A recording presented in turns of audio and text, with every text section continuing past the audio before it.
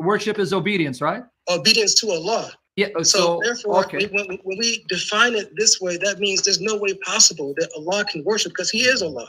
The very definition of worship is obeying Allah. That's it. Okay, read chapter 4, verse 80, because I'm going to show you that your definition, again, if you're consistent, Allah worships Muhammad and you worship Muhammad. That's kind of ridiculous, don't you think? That's why we're not Muslims, because your religion is ridiculous. Exactly. Okay. He who obeys the messenger has indeed obeyed Allah. Okay, so you just said, I want everyone to hear you. I'm just going by your words. You said that worship is obeying Allah. But here you're told obeying Muhammad is obeying Allah. So that means if worship means obeying Allah, that's worship. That means the only way I can quote unquote worship Allah is by quote unquote worshiping Muhammad because I have to obey him. Well, if that's the case, we worship our parents too because we obey our parents. We worship, the police officers and well, that's your problem. You're going by your definition. So yes, elders. Yes, it's your definition, man. Why are you getting angry? I'm going by your definition, but it's going to get worse for you. Go to 465. 465. Now, before you read it, I want to ask you a question. If I ask you to define Islam, would you agree with me? The definition of Islam is submission to Allah, complete, total submission to Allah. Correct. Yes. Okay, so would you accept someone saying that Islam means submission to Muhammad, complete, total submission to Muhammad? Of course not.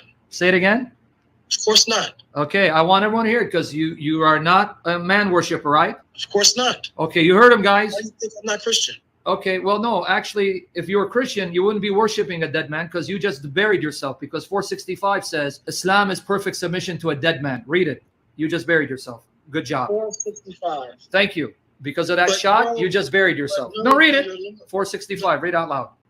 But no, by your Lord, they can have no faith until they make you judge in all disputes between them. Is that what you want to read? Why are you scared? Finish it.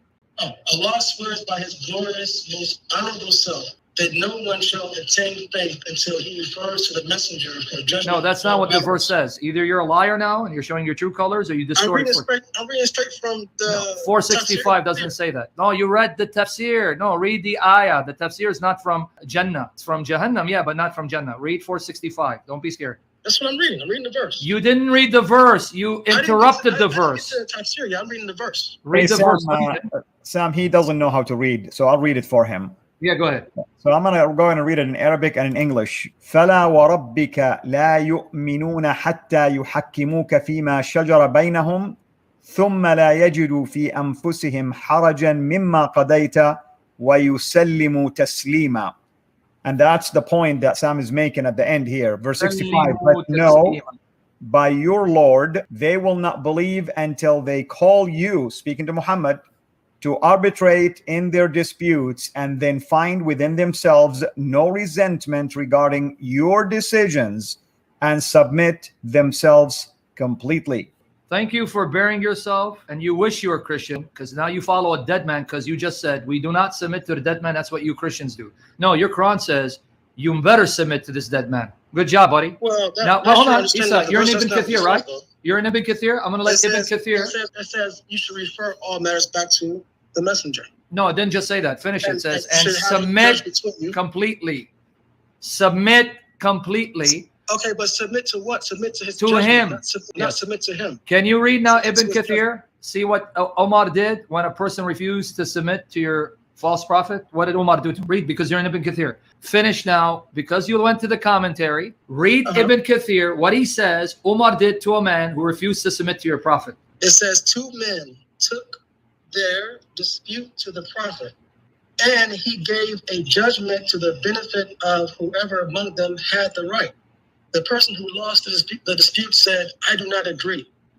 The other person asked him, what do you want then? He said, let's go to Abu Bakr as-Siddiq. They went to Abu Bakr, and the person who won the dispute said, we went to the prophet with our dispute, and he issued a decision in my favor. Keep going. Abu Bakr said, then the decision is that which the messenger of Allah issued. The person who lost the dispute still rejected the decision and said, let us go to Umar bin al-Khattab. When they went to Umar, the person who won the dispute said, we took our dispute to the prophet, and he decided in my favor. But this man refused to submit to the decision. Omar ibn al-Khattab asked the second man, and he concurred. Omar went to his house and emerged from it holding aloft his sword. He struck the head of the man who rejected the Prophet's decision with the sword and killed him. Consequently, Allah revealed, but no, by your Lord, they can have no faith. So you okay with your God sending down this verse to confirm that what Umar did was right in murdering this man for refusing to submit to your Prophet? Well, the only problem is this hadith is weak. Sure. Where does it say it's weak? Where did Ibn Kathir say it? Where does it say it's strong? You made the assertion. Don't play the games. Ibn Kathir quoted it to explain the verse. You're using it as a He proof. said, show me where. No, I didn't. You were the one who said that you're going to tafsir Ibn Kathir. We got you recorded. Thank the Lord. I'm saying now, read your Ibn Kathir. And Ibn Kathir said, Omar murdered a man because he didn't submit to your Prophet. So you're okay with your God sending out a verse to justify a man being murdered because he didn't submit to your Prophet completely. The hadith is weak. So where did Ibn Kathir say that? We can't even use that as a proof. You want to bet we can? Because you're reading Darus Salam. I know that you Isa, if you're going to talk over me, you know the conversation is going to end because you're losing. You're reading Darus Salam. It's obvious you have not read Darus Salam's introduction. They deliberately omitted weak hadiths and stories that they didn't feel were reliable. The fact they kept this in their translation of Ibn Kathir means it is sound. And secondly, show me where Ibn Kathir says it's not sound, because why is he quoting a weak hadith to explain the meaning of this verse? Maybe you didn't know it was weak. Oh, so, but you know. Ibn Kathir doesn't know, but you know. Yeah, wonderful. Ibn Kathir, the Salafi, the student of Ibn Taymiyyah, didn't know that this hadith was da'if. I mean, my goodness, man. Come up with a different excuse at least.